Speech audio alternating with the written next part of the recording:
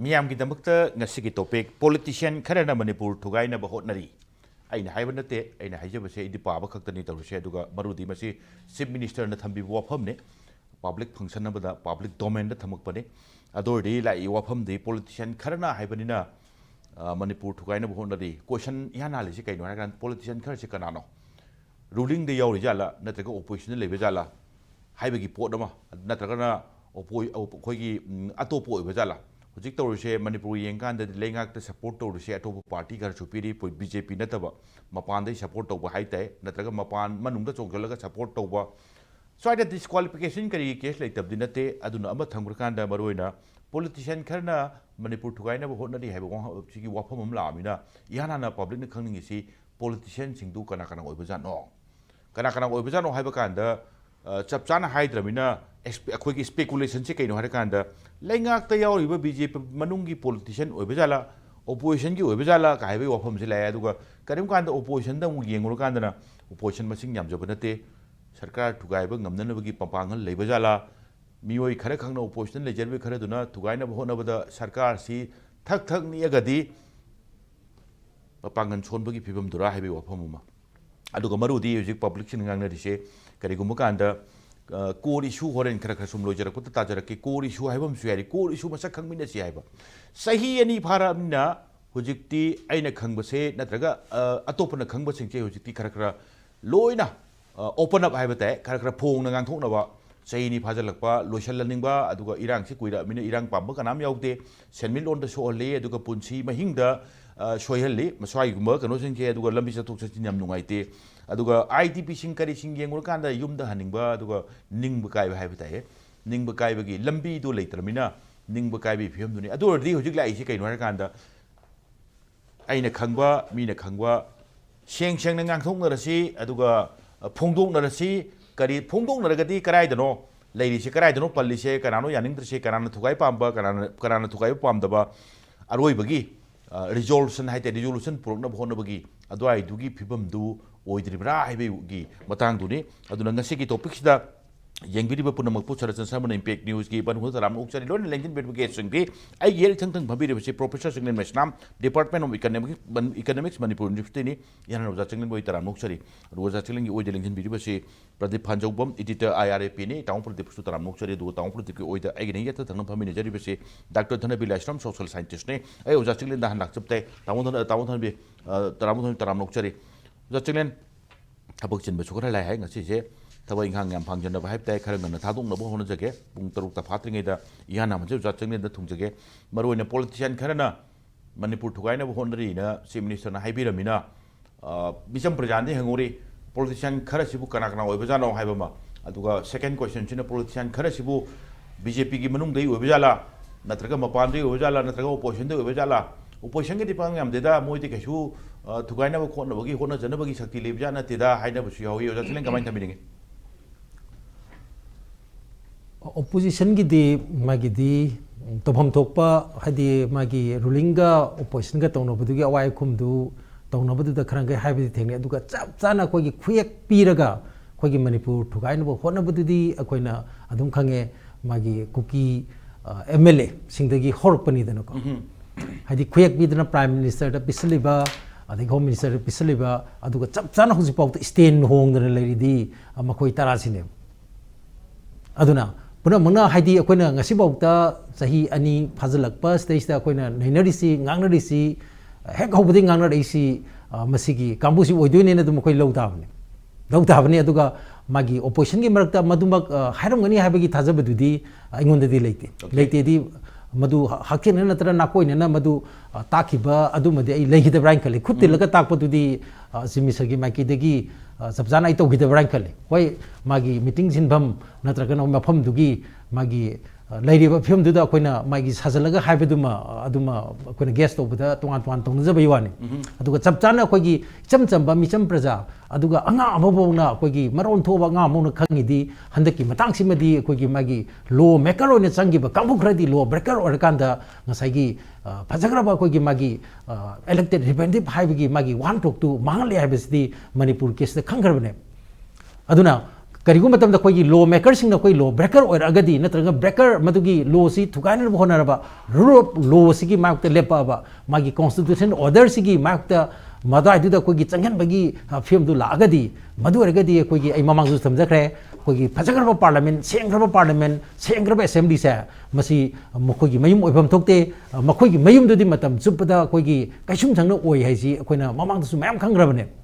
चौचौब India की नेता चौचौब ma'am Masai आइन कायब थब मैम तौरुब अदे लेबाक माननब लेबाक कायननब अदगी मागी कम्युनल की ओइबा अदे इथनिक की ओइबा इंजलुब अमम तौरुब मैम दुदगी कोई तोान तोानब केस मैम लेगिबा इवन सुप्रीम कोर्ट अदगी तोान तोानब कोई मागी कोर्ट मैम से इवन कोई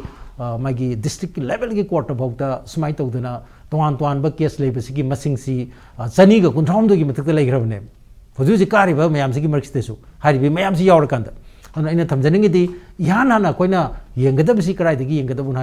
मागी लॉ मेकर से मसिदा हान येंगफम थोएब मरमदी मणिपुर की फ्यूचर अदुगा मणिपुर की अपुनबगी सक्तम गाकनी अदुगा संविधान से मसी अखोगी चप चाना मसीगिदमता थबक तौनी हाइदना मसाइगी वासपगा लोइनना माइ मसाइगी असेंबली चंगिबा पार्लियामेंट चंगिबसिंगदुना मदाइदे कोई हान होबमजी थोएबको अदुना पॉलिटिकल पार्टी सिंगी मरक्ता लेना अखोगी मागी असेंबली चंगइबा अदुगा पार्लियामेंट चलीसिदी हाना लेरमबदुदी हाना रूलिंग ना कोई ब्रिट मेजॉरिटी ओरमिनिको अदुना अइना थमजनिंगिदी अहानबगी अइना फर्स्ट राउंड सिदा अइना थमजनिंगिदी मसागी अखोगी पॉलिटिशियन सिंगी मरक्ता मदुग मतौबा खरा यावरब्रा हाइना अइदी जोरांगना दुम हाइना दुम थमबदी माले हेक्ता कोई खुद थिंगदना ओपोजिशन की नतंगा कोई कांग्रेस रोमदा मदुगी हेक्ता खुद थिंगदना तौबा मक्तुदी अखोइना उदेको हाइदे उदिकोदि कांग्रेस की कोई रिएक्ट तौबदी हौजिफाउदी लेत्रि मालेको हाइदे कुमगदि रिएक्ट तौबो लेत्रि अदे याना न मदुगी रिएक्ट तौफमदुदी हौजिकी मरुअना कोई खुयेक पीदना कोई लेबाक पुंजाउ थिन्ना कोई मसक खंगबा अदुम कांबुसिना हानो ओबमदि थोएबको हाना कोई मदुगी मतंगदा ममांगदा कोई मणिपुर की तोान तोान सिविल सोसाइटी ऑर्गेनाइजेशन सिंग अदुगा तोान तोान ग्रुप सिंग अदुगा कोई सिगी मागी सिगी प्लेटफॉर्म कोई खनने नबिस हंजन हंजन हागिबसु लेग्रेब नत्रको अदुना मसिगी हारिबा सिगी मणिपुर की लेरिबा अपुनबगी सक्तम से मसिगी मायोक्ता थबक तौरिबा कांबुसिमदी मसिमदे कोगी मागी तोहम थोकपा मदुगी मागी आइनगी ओइना मागी लोखफम थोकपा अदुगा मागी कनोगी मागी मिहुत अमगी मागी तोहम थोकतु तौरक्तरमदे मदुगी लोखफम थोकदि लोखप ताबरे नत्रा स्पीकर की जो सोबा अदुम रो लेते हाइजगरे अदुगा आई सिमतंग पजरमगे आमै राउंड सिदैदा को यामना नुंगागिदबदि अइंगोंदे याम फील तौगिबा मयामदसु याम फील तौरंगनि खले इकोन कोन बगी जिरिबामदा थोकिबा अखोगी एब्डक्ट तौरबा मतुंगदा अखोगी याम तमथीना हाटकिबसे सिमदी मसिगी अखोगी नुंगाइनद्रिङैदा अखोगी अखोई खक्ता नतना मसिगी पाउसे ताबदा मालेम पुमौंगता कोई निंदा तौनगिबा अखोई तौनिङाइ ओइबा अदुगु मकल यामना याम ख्वाइगेन साथीबा अवांबा थाकी टेररिज्म की मदुगी थबकतो मदु अखोगी justification पीबगी मोंगदा अखोगी ngasagi hairiba anuji panjariba manipur gi akoi sigi lairiba apunbagi saktam cha mesigi top pa koi separate state ama union territory ama madu gi demand toriba kambu sigi maraktagi miyam gi mid oriba singi maraktagi madu koi gi nakoi ne sogat ki bagi wafom phongdu ki bedo madumaki jokone yamna ninda to bagi nuai to bagi madugi koi gi lenga ki ba tom thokpa natragana koi even su moto darkar rege di even su gor no su dum lokot pasu legre madu hokdo to bom thu I haidana koi neneja pasu legre ba aduna hairiba koi gi magi ziki chimisana panbiridu madu kanadano haiba maktu haidragasu masina koi gi pan badu di hana na pan badu di sigi atai mak hana haidi atai duna koi gi guest of board ambe adu hakting na pan bam di sina di thokpane ba adu aro am ta khaijake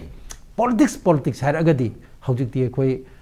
masi uba ya ure khangba mayam khange and hojik ti politics har pa matam da aine haijabado think globally act locally habado madudi kaino da geopolitics adugo jiki narco politics adagi geo economics narco economics hoji Myanmar da toriba adagi ton mesi tonariba mayam adagi malem gi lebak ataina thingjalaiba khud ade thingjalma manbagi mong sing hongaiba mayam jisu madusu hakting na badi nakoi na akoi gi yaure habisi masi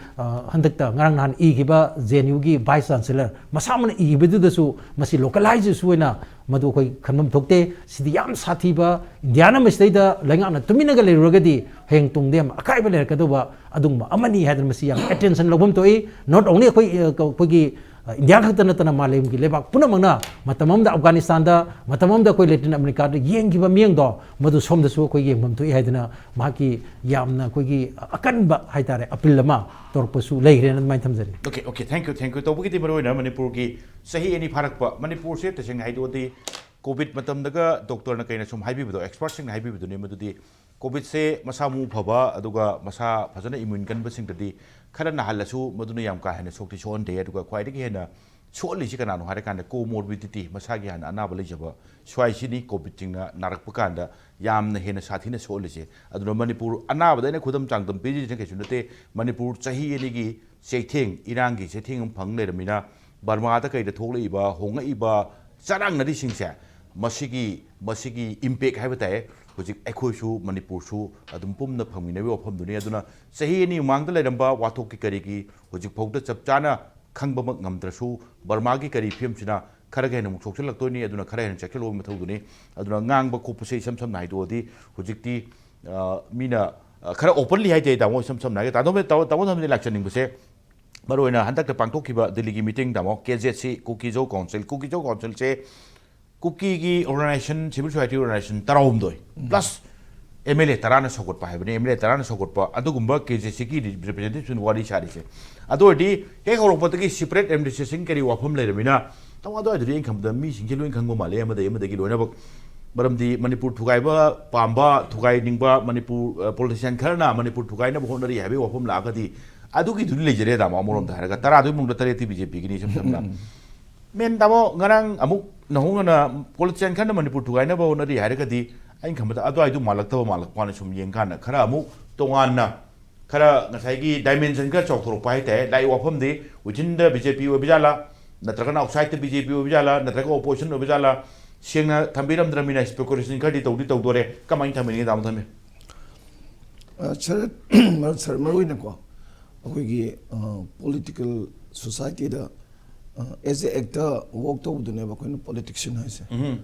aduga miyamgi khunai sida thabak tor society to civil society hana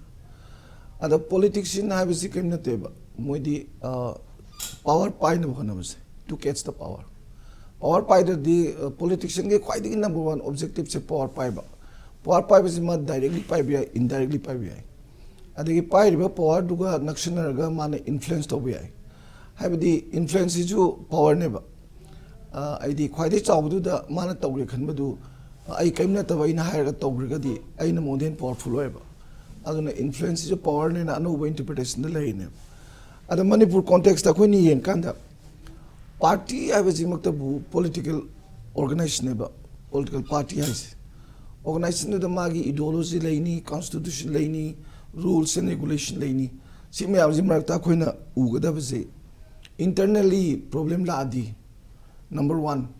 leadership to matik sadrabra ani subadana internally crisis am la adi party manung da within the party power he na pining ba leadership sining ba yawbra ani sigi tasal jinatana karim leite aduna madugi either ama natraga ama tawbakanda akoi manung da kaitho kaisin tawbu ya bai posi yam lakane ba ado ani ji yankanda khoina uraisi Manipur context adi leadership sining bagi pot male kaya hal le tawrze kem leibadagi delhi do wakat patagi ama tawbadagi adugumba mayam duna khoigi Manipur lingak se thugaina bo honabra aidana luchingmana haibasu yaiba adagidi tawriba songkambu duna mu ngasagi moina mu luching boy ningbra adi yengadu isi ahan bagi sina lugraba tanza sida leba ngak pasida मोंगिता ताद्रे अखोइना लुचिंगागा मसी लेबा सी अमतंग पाइ खो तोरगदी मियाम से खरा वा फगद्रा गाइना खलमगद्रा अदमाय खलमदि याम फरे को अदा आहान बगिसिने तौरे सुमाइना खोइसु तौबिया ब तौरगे गाइना खलगा मु सिंतोक सिंगी पोल लेरमगदि दुसु अफबदि नत्रे को अदे ओपोजिशन गिदि कैम खना निगाय ओइद्रे मंगा खतनी मोय कैम तौंगमरोय को कैम तौंगमोइदबनिना ओपोजिशन गिदि मसाना डेमोक्रेसी ददी इंडिया की पृथ्वी को पार्टी सिस्टम लोई लेदन को पार्टी अमत लेबा यूनि पार्टी अनि लेबा बाय पार्टी यूएसए दगा ब्रिटेन दगा तौरिबा चाइना गा से पार्टी अमतनिना इंडिया से मल्टी पार्टी सिस्टम पार्टी में हम यावरे ए मतम द कोलिशन जु तौरे coalition tawda tongan ba party yaujing ju pai ha wani sarkar semin bagi wani tongan bi ideology ni moi ju power ji moi party ne na pai ning mu ju ai ko aduna koi da ji NPP kamai tawri JDU kamai tawri ade BJP within the BJP manung da kamai tawri si mayam jingji yengaga chief minister na haining bawa khara thambo ni khale ade ani su da opposition hai se ba opposition is ju moi na miyam gi lingak si pharaga governance good governance lairaga miyam gi awa ba si kokpa magi miyam gi live in property nga pi ba ade miyam gi sen thum phagaran ba adugum badu tawraga di tawna na baina tawdabadu da hanna react tawba yes adu prajani am appreciate tawba adu natraba mathang da board kana ba moi ju power pai na ba apa ba government am lei na apa badu na tawraga moi am te na react tawraba adu prajala dum khange ba SCD power pai na ba khadak tawni ga moi gi image hen mang ne ba anu sigi leiriba orbit se within that orbit akhoi gi hojik manipur gi laiba context da tawri basi ai adu mangne na khalleba kari gi noida chumeba asomgi atopa kanglu ki leigirba BJP adegidi mantri yauriba khoi gi BJP MLA tare yauriba kholiba moina manipur thukai na bagi wad yam ngange sumeba ngang bada te hoji ba loi tawri ko adubu ruling party de leiriba mi inta da moi mam da kai haidi kai pande pandabadana tana moisi taseng na di moisi disqualified na taw yamna sahi ani he duraba sahi ani yo duraba sibo kai taw de both center na state karim te yengde hoi center gi dubudi somdagi kanna taktragadi upai lem dabadi ai ali somna kanna ta su center na pamdradi upai lem janate adubu house ta tawom tokba speaker na mai tawom tokbu tor kana asu yamna assembly session phamada hanjan phamada lak trap sibu suti bibagi zuma gi tongan ban limitation lei ko ada sidagi tawom tokbu tawkanda center na state ti pra dominator pa adegi centralized tor pa du ingan ngana ubasi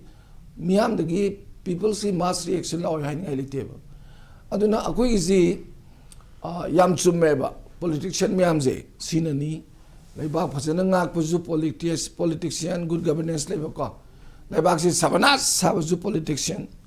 leibak thugai buju politician aduga leibak si kan buju politician ngak tani adubu hoji bawdi yeng budadi all of them are not commendable moi work si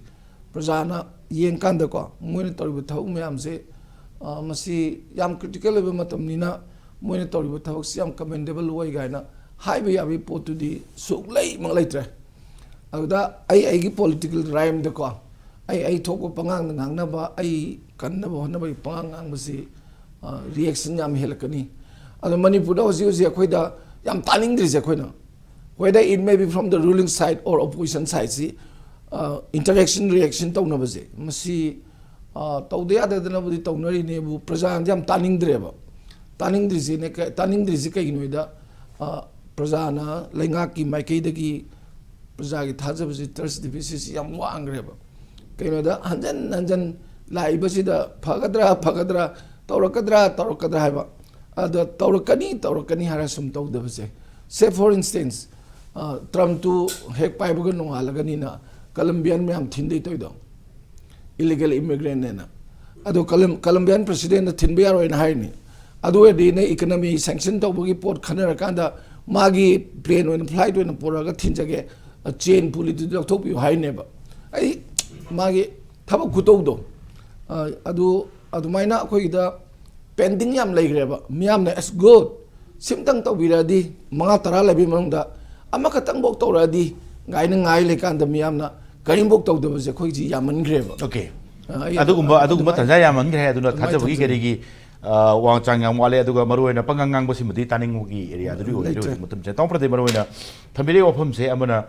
opposition di orum dong mandre opposition je clean chit pithore taung dhanbina maram di clean chit piri je karai area adu ha politician khana manipur thugai na Hotnari habis da opposition gi do dong mandre habni amana ngasai gi oja sinin thambira kodana asomna kan gi separate administration pamba MLA tara dum nong da BJP gi tari am yaujari aduga kari gumu kan ngarang na hongna na politician khana manipur thugai na Hotnari habla agati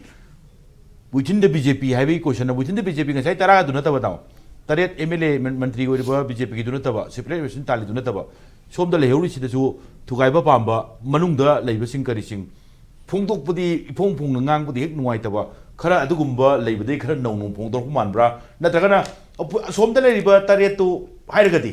even ahum ju auction lesi politician khara na hairase kuiramina damo swai thing kamda pandong wandeba so palai sinadi kokta nongna tongan bofong khara lakko male kamai thamni ngi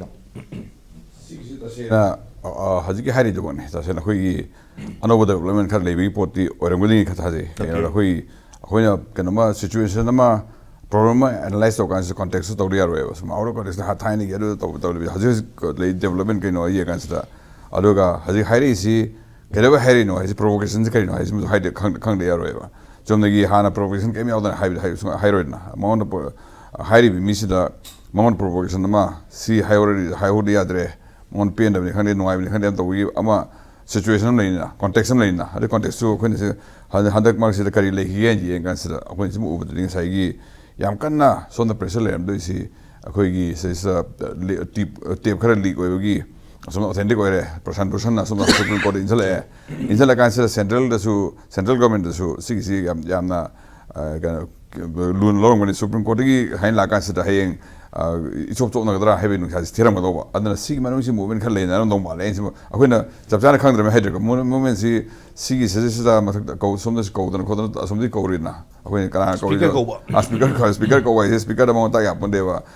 speaker da adu discall hoi do adu da no de tribunal da ko politics ma ko thing nya pon de ba speaker do autonomy le jare ko ri party leader ko ko do ma le en kham da som Kauraga haziki problem tana rang do man bahai tare sigi akhoi gi somna thori problem si somna prasan busana ilaiba supreme court gi director laiba asigi se embarrassment ti central sarkar BJP masen mana walinya mo se embarrassment la ka do da kamai to sige hena tana bagi somna change poroxera poroisera ka habigi tana bagi ithin ghar le ngodong wale adu response male haji roisera politician ghar na